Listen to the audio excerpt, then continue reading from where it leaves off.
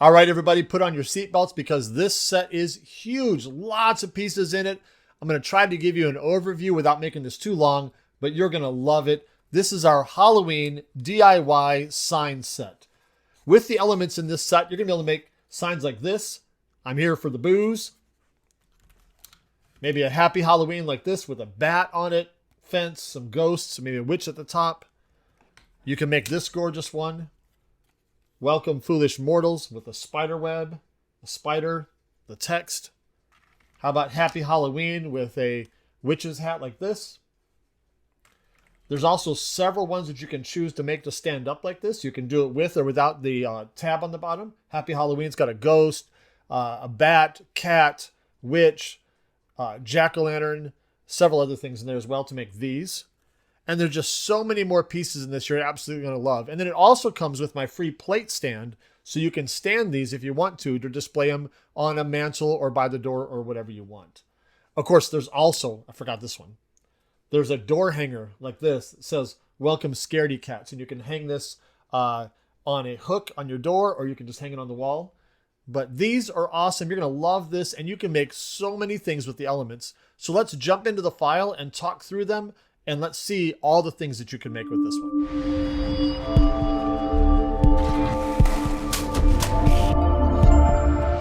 All right, we're back. Let's go through a bunch of these files so I can give you an idea of all of the variety that's in this one.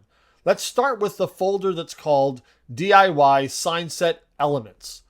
And here you've got all of the elements that are included in this one. There's actually a bunch of text also, but these are just the elements that are basically the base pieces that you can make all of your signs with. As always, let's read the text first. Black equals cut, red equals score. And there are items like the cauldron or the jack-o'-lanterns that are intended to be layered. So let's look at those for a second. We'll just zoom in here and take a look at them. We've got a couple of witches' hats, a cauldron. There's two cauldrons here. And these are intended to be layered like this. You'll take this one here and lay it on top of this. You'll take the bubbling stuff right here, put it in just like that, and then you can do this here. And then all of that will lay on top of this back piece here, okay? So that way you'll be able to paint it really easily, and it'll have a back piece to sit on. So that's how the layered ones like that work. Same with this cauldron here. Same with the jack-o'-lantern. You can cut this one and score the red if you want to just use this as it is, or you can ignore the red and then cut these pieces and then paint them and put them back right on top like that. However you wish, it's up to you how you want to do that. But that's how those work. And the rest of these, you just use them as is, and you can size them to whatever you want. And that's the fun part. You can make the cauldron really big and put text over it. You can make it small and connect text to the side. You could use the tree and put things on top of it, just over and over and over. And I'm going to now walk you through a bunch of the ones that I've kind of assembled for you. But remember, once again, you can take any of these pieces and mix them together with anything else and come up with your own unique signs. So this is the elements.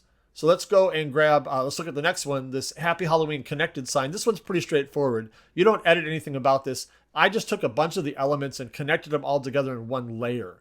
Now you could do what we did with that one. I don't have it next to me here, but you could also glue that on a big disc or a circle and give it some contrast behind it, give it something to sit in, something to hang by. But that's one easy way to use this one. Then we've got the one with the bat and the witch and the fence here. Let me hold this one up for you in the camera. Like this right here. These are all the pieces here, and you can make it this size with the pieces you see in this file, or you can make it larger, smaller, whatever you want. As with any of these, they're easy to resize. Just make sure that you don't make it so small that some of the small pieces get like troublesome. If you go really small, the eyes of the ghost may be a little bit of a problem because they may be teeny tiny. But you can make this one with these pieces here. And remember, you can go grab the elements from the main elements file. You can grab the Happy Halloween text from this one, put it with something else. Nothing to stop you from mixing these all together, all right? This is just one that I know a lot of people will like, so you can make this one as is, okay? Let's go to the next one. This is my personal favorite because it's just kind of silly. It's kind of a dad joke, but I'm here for the booze, just like this. There's all of the pieces there. And of course, I even gave you the name of the font that I use if you wanted to make your own. But these are really easy, and you just glue them to each other and then glue them onto the circle there in the back. Go to the next one. Let's get spooky. I've got these, the paint's still drying, so I don't have one to show you, but these are just more pieces of text that you can lay onto things. My intention with that one is to take one of the cauldrons like this and put "Let's Get Spooky" over top of it with a spider. That would be really cool. You can make it whatever size you want, but that was my idea with this one. But you can, again, lay that on top of a pumpkin or a jack-o'-lantern or whatever you want to do there. Again, use these interchangeably with whatever you want. The idea here is to glue this spider on top of here so you can paint it separately, and glue the ghost on top so you can paint it separately. If you want to, you can even paint the word spooky separately. You're going to have to make it the right size, though. That one's not sized for that one.